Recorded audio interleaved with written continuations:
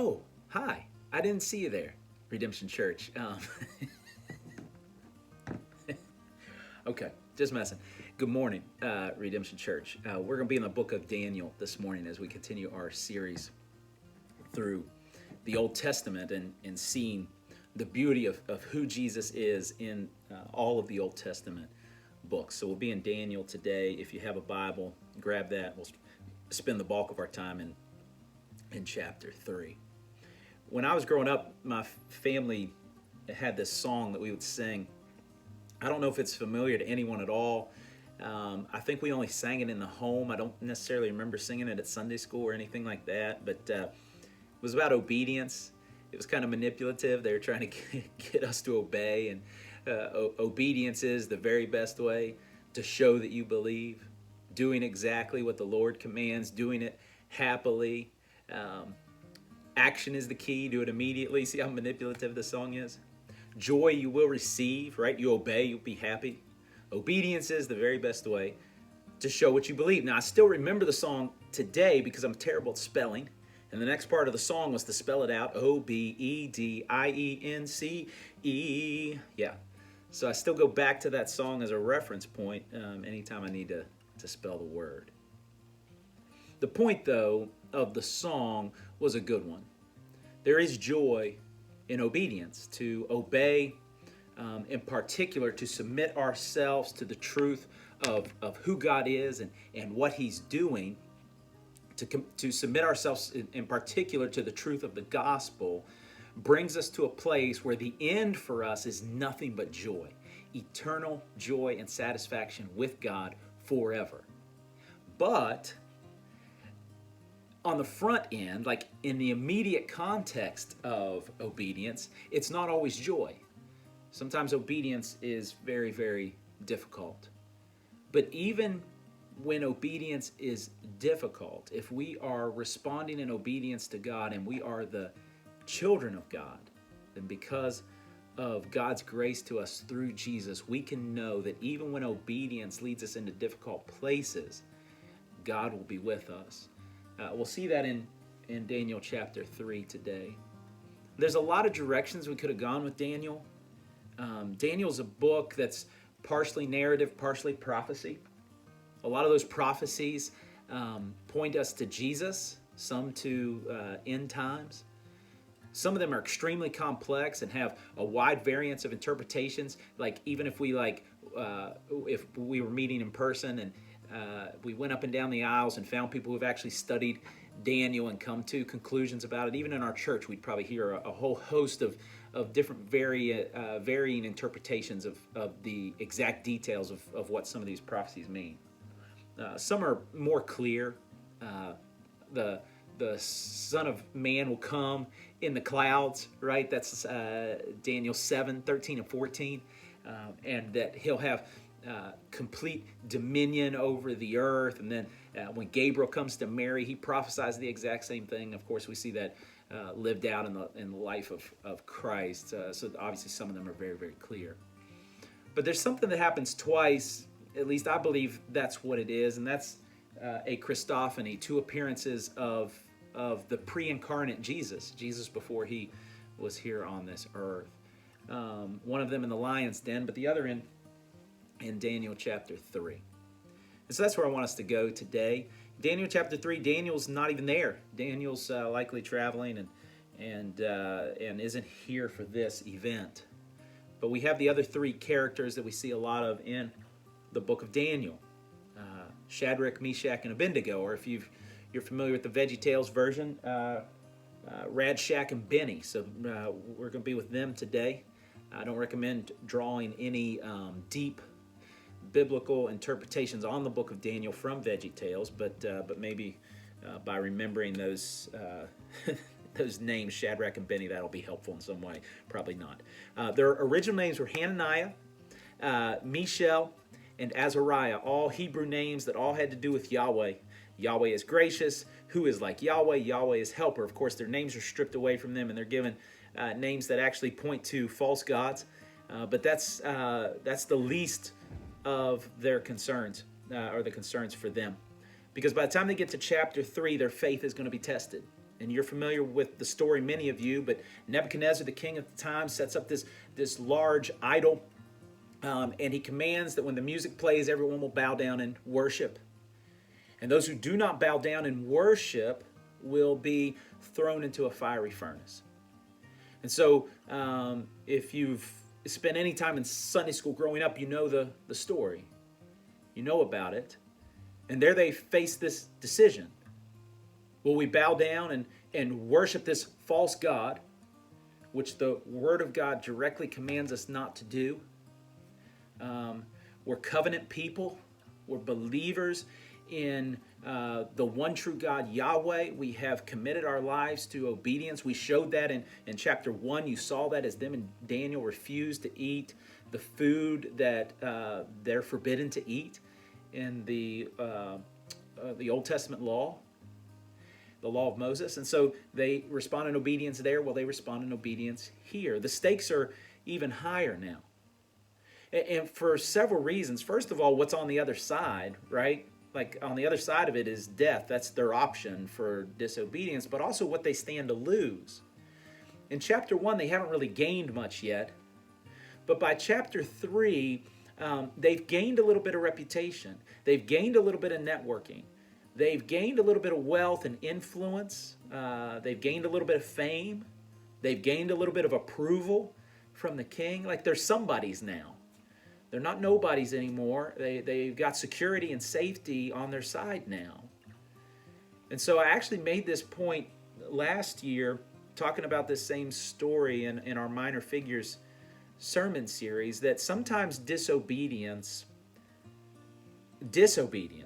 right? Which if they would have disobeyed the Lord's command, if they would have disobeyed God and bowed down to this idol, it would have kept them having shiny things like wealth and possessions. It would have been praised by the popular voices in their networks. It would have ensured that they fit in. All the famous people, the whole country basically is there. Everybody that's anybody bowing down before this God. It would have kept them. It would have helped them fit in with those people. It would have just flat out felt good in comparison. They could have been part of the celebration, and they could have avoided death. And it would have bought them comfort and safety. So in other words, if they would have disobeyed God, they actually, in the near term, would have had a better experience promised to them.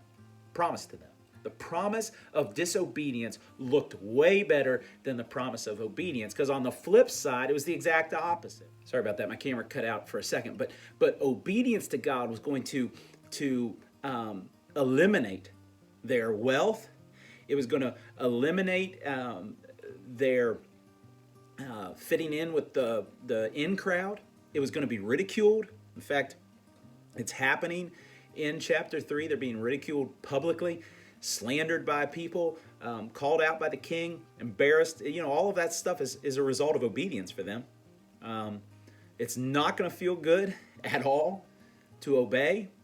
And it's going to lead them away from safety and security. That is what obedience. So as they stand at this fork in the road that they're looking at, that all they see are two options. To obey God is going to cost them everything. To disobey God is going to bring them comfort and rest and all the good stuff. And they're faced with a choice. Are they going to trust God and trust His promises, right?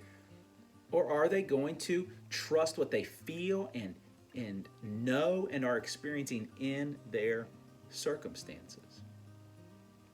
Now, there's something cool about Shadrach, Meshach, and Abednego. So they would have been some of the first exiles brought into Babylon. They would have been among the first to be there. But in their past, they would have come out of Judah, the kingdom of Judah, likely raised in Jerusalem.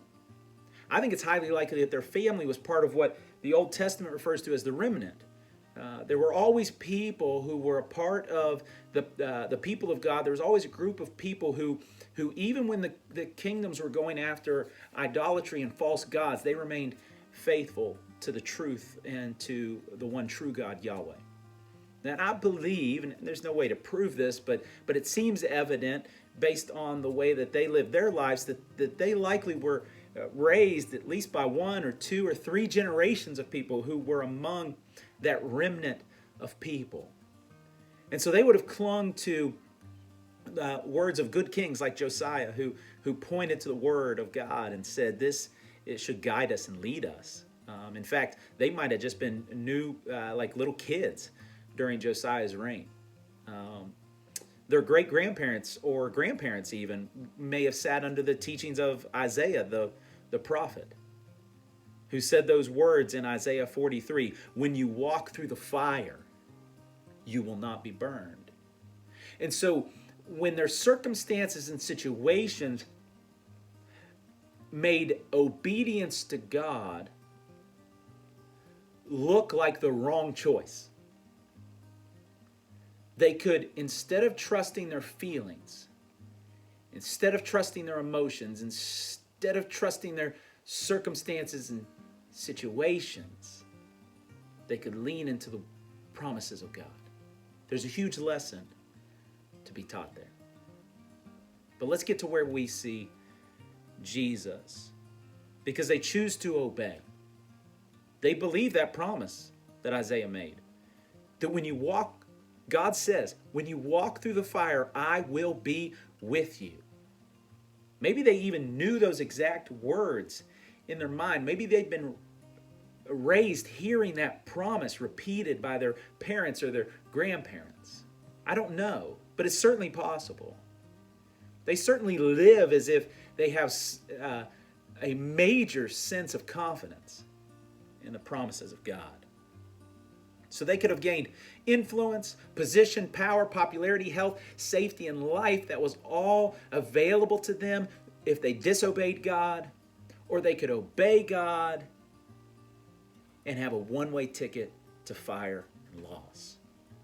They choose the one-way ticket to fire and loss because they know, right, that a day in the fire with God is better than any day anywhere else without God. So they obey, and we know the story. Nebuchadnezzar gives them actually a second chance. They get narked out by some people. They say, hey, these guys aren't bowing down. Nebuchadnezzar says, is that true? I'll give you another chance. They say, we don't need it.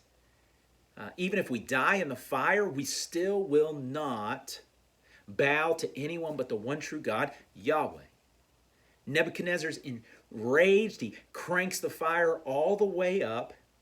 The men who actually bind up Shadrach, Meshach, and Abednego, fully clothed, when they cast them into the fire, they themselves die from the heat of the fire, but then it happens. Right? And by the way, even if they had died, they still did the right thing. Know that.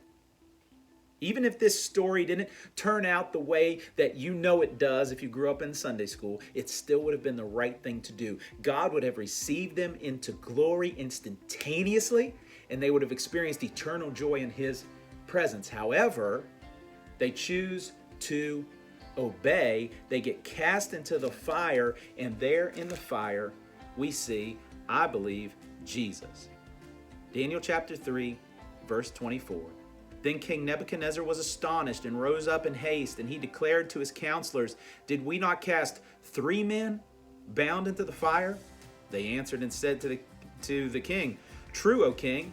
And he answered and said, but I see 4 men unbound, walking in the midst of the fire, and they are not hurt. And the appearance of the 4th is like the son of the gods. Now you know what happens next. They're brought out of the fire, only the 3 of them now. That 4th person has mysteriously disappeared, but he sees in there someone who looks like the Son of God. Now, we have no way of knowing for sure that that was Jesus, but many people believe that's a Christophany, that it was Jesus there.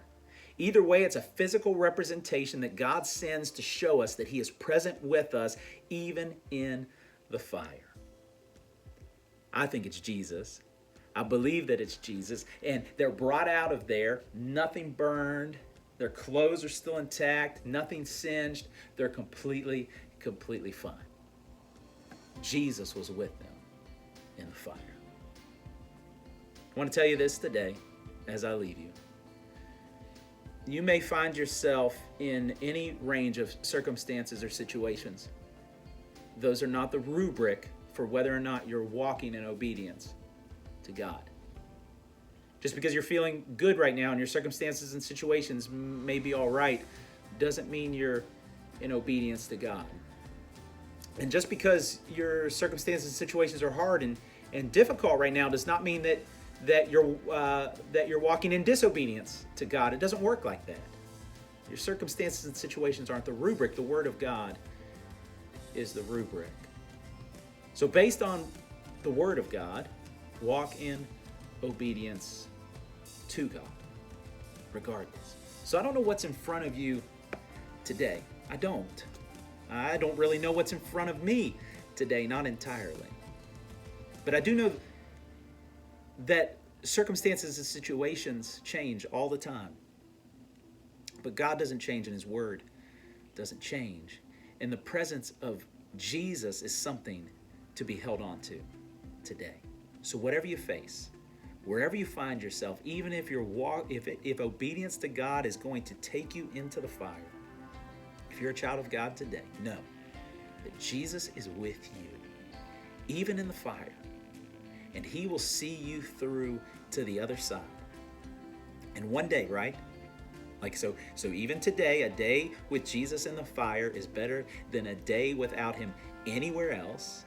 And one day, all of us, whatever measure of fire and difficulty and struggle we've walked through, we will stand where there will be no more struggle, no more pain, no more sorrow, and it will be Jesus Himself there wiping away the last of our tears, welcoming us into the presence of God. And on that day, every tribe and tongue and nation will worship Him together, and we will see forever and ever and ever the truth that Jesus was with us every day, even those days that we spent in the fire and difficulty. So I pray you guys have a wonderful day today, regardless of your circumstances and situations, knowing that Jesus is with you, children of God. Love you guys.